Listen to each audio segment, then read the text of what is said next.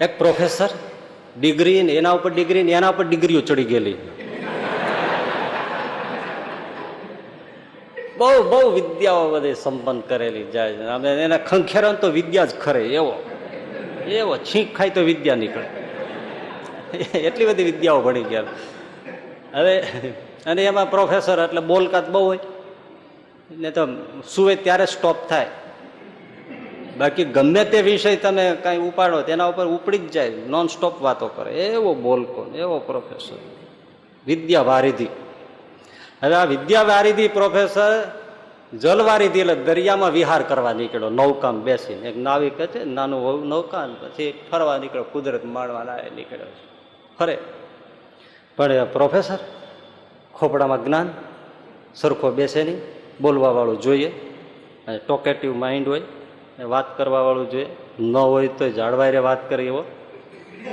આ તો માણસ સામે નાવિક હતો અને આ હતો, બે જ જતા ફરતા હતા. દરિયો સરસ મજાનો આસપાસ, બોમ્બેની આસપાસનો હશે. એટલે પ્રોફેસરે પેલા નાવિકને જાયલો. નાવિક તો બિચારો સુનમુન જીવનારો, એને જ જાયલો. ભાઈ, હા બાપા, હા સાહેબ, એટલે તું કઈ ભીણ્યો છો? આને એમ કે જો કઈ ભીણ્યો હોય તો કઈક વાત કરીએ. તું ભીણ્યો છો? ના બાપા, હું ભીણ્યો નથી. હે, તું ભીણ્યો નથી? ના બાપા, હું નથી ભીણ્યો. હા હા હા, હદ કહેવાય ને, આવો સરસ મનુષ્યનો દેહ મળ્યો, આવો હાથ પગ નાક આંખ કાન બુદ્ધિ આ બધું મળ્યું, મારા જેવા જ તને મળ્યા, તું ભીણ્યો? ના બાપા, નથી ભીણ્યો. જીવ કાં ખાવ? અરે અરે, ભીણ્યો નથી તું? માને પેટ પડી? અરે બાપા, નથી ભીણ્યો પ્રોફેસર સાહેબ, સાહેબ હું નથી ભીણ્યો. અરે ભાઈ, મને એ થાય છે તું ભીણ્યો નથી તો એ કવિ કાલિદાસનું મેઘદૂત માણવાનો તને ક્યાંથી રસ મળે? એ શિશુપાલ વધ એનું માઘનું કાવ્ય એ તને કેવી રીતે માણવા મળે? ગોવર્ધનરામ ત્રિપાઠીનું સરસ્વતી તંત્ર નવલકથા, એ પન્નાલાલ પટેલ, કનૈયાલ મુનશી, પાટણની પ્રભુતા, સોમનાથનો નાથ, આ બધા જે નવલકથાઓ ને એ બધા છે, એ તને રસ ને સાહિત્ય એ તો કોઈ સ્વાદ માણવા જ ન મળે ને. કે તમે સાહેબ આ બોલો છો એ જ મને નવું નવું લાગે છે. આ સોમનાથ ને એ બધી શું પાટણની પ્રભુતા, મને એમાં કઈ ગમ નથી પડતી. આ કોના નામ તમે બોલી ગયા છો? આ કઈ વાનગી છે? પન્નાલાલ ને બધી. અરે તને કોઈ સાહિત્યનો સ્વાદ ચાખવા ન મળ્યો જિંદગીમાં ભણ્યા વગર? ભલા માણસ, તારી 5 જિંદગી 25% જિંદગી પાણીમાં ગઈ. તો કે સાહેબ, જ્યાં ગઈ હોય ત્યાં મને તો આમાં રસ છે. કોઈ આવે એને બેસાડું અને સુખે દરિયામાં સહેલગા કરાવું અને એને પ્રસન્નતા મળે, એ જ મને રસ છે, બાકી બીજો મને આવો રસ નથી. 5 જિંદગી પાણીમાં ગઈ તારી. હશે સારું સારું તો ભણ્યો નથી, પણ હિસાબ કિતાબ તો શીખ્યો હોઈશ ને, કારણ કે નાણાંની લેતી દેતી કરવી. ના બાપા, મને હિસાબ કિતાબ કાંઈ આવડતો જ નથી. તો તને પૈસા લેવા દેવાનું તો જે લોકો આપે એ લઈ લઉં, તો લોકો તો છેતરી જાય, તને ઓછા આપે. મેં તો નિયમ સિદ્ધાંત છે મારા જીવનનો સાહેબ, કે મને ભલે કોઈ છેતરી જાય પણ મારે કોઈને છેતરવો નહીં. આટલું હું ભણ્યો છું, બાકી હું બીજું ભણ્યો નથી. અરે ભલા માણસ, આ દુનિયા છે 420 કહેવાય, આપણને છેતરી જાય, પણ ઘરમાં આપણે હિસાબ કિતાબની જરૂર તો પડે ને. કેટલું ખૂટ્યું, કેટલું આ કેમ લાવવું, આખા ઘરનું બજેટ આ તે વર્ષ દાડે કરવાનું. તો કે સાહેબ એવું મને કાંઈ સૂચતું નથી. હું તો એનો હિસાબ કિતાબ કંઈ આવડતો નથી, રાખતોય નથી, કાંઈ એની ચિંતાય કરતો નથી. કેમ? અરે ઉપરવાળો બેઠો છે, આજે જેણે આપ્યું છે કાલ નહીં આપવાનો જ છે. આજે જો તમે અહીં બેસી ગયા છો અને તમને ફેરવું છે, 5 પૈસામાં મળી જ જવાના છે, તમારો ખાવા પીવાનું કુટુંબનું નીકળી જ જવાનું છે. આવી રીતે કોઈ ને કોઈ મળી જાય. આજે જેણે આપ્યું કે કાલે આપવાનું. હું તો આ ભરોસાથી જીવું છું, બાકી હું હિસાબ કિતાબ રાખતો નથી, મને કાંઈ આવડતું પણ નથી. ઓહો હો, જીવનમાં જરૂરી છે વ્યવહાર ચલાવવા, હિસાબ કિતાબ તો આવડવો જોઈએ. એ નથી આવડતો? તો કે ના, તો તારી અડધી જિંદગી 50% જિંદગી પાણીમાં ગઈ. એટલે નાવિક ચૂપ રહી ગયો. મારું એક વાત તો આ સાચી વાત કરે છે, એને આવડે છે ને આપણને કંઈ આવડતું નથી.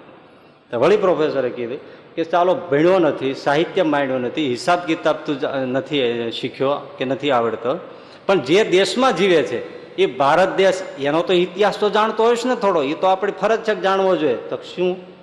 તો કે આ દેશમાં અંગ્રેજો ક્યારે આવ્યા, એને કેટલા વર્ષ રાજ કર્યું, પછી આઝાદીની ચળવળ ક્યારે શરૂ થઈ, આઝાદીની ચળવળમાં કોણે કોણે ભાગ લીધો, એક વચ્ચે 1857નો વિપ્લવ થયો, એનો સૂત્રધાર કોણ હતો, પછી આઝાદી ક્યારે સફળ થઈ, આ દેશને આઝાદી ક્યારે મળી, આ દેશની અંદર જુદા જુદા કેટલા રજવાડાઓ હતા, એને સરદાર વલ્લભભાઈ પટેલે કેવી કુનેથી અખંડ ભારતમાં ભેળવા, આ બધો તો ઇતિહાસ તું જાણતો હોઈશ ને?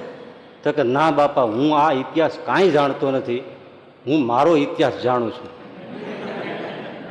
કે મારા માવતરે મને બચપણમાં કેવી રીતે ઉછેરીને મોટો કર્યો, કેવી ગરીબાઈમાં અમને ઘરે બારે કર્યા, અમને વરાવ્યા પરણાવ્યા, કેમ નાનકડા મકાન કરી આપ્યા, કેમ નાનકડી નૌકાઓ વસાવીને ધંધો શીખવાડ્યો, એ મારા બાપનો મારા ઘરનો ઇતિહાસ જાણું છું. એટલે મારા માવતરે મારા માટે જે કર્યું એના માટે હું એમની પુણ્યતિથિએ, મૃત્યુતિથિએ કે કોઈ વચ્ચે એવા સારા દિવસોએ દાન ધર્મ કરું છું, બાળકોને ભોજન કરાવું છું, ગાયોને ઘાસ ચારણ નિરણ નાખું છું, અને થાય એટલું ક્યારેક સાધુ સંતોને ભજન કીર્તન કરાવીને જમાડું છું મારા પિતાની માતાની સ્મૃતિમાં.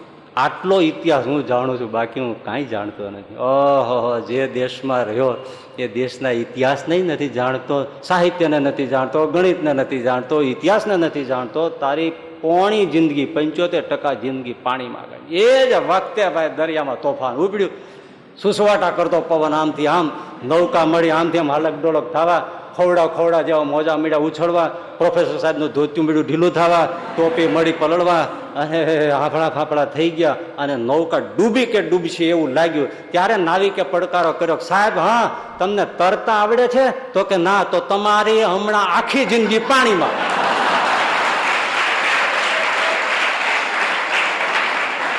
મારી તો બાપલા પોણી ગઈ, તારી હમણાં આખી. અને ઝપટ આવી, નૌકા પડી ઊંધી, પ્રોફેસર ગયા તળિયે, આખી જિંદગી પાણીમાં.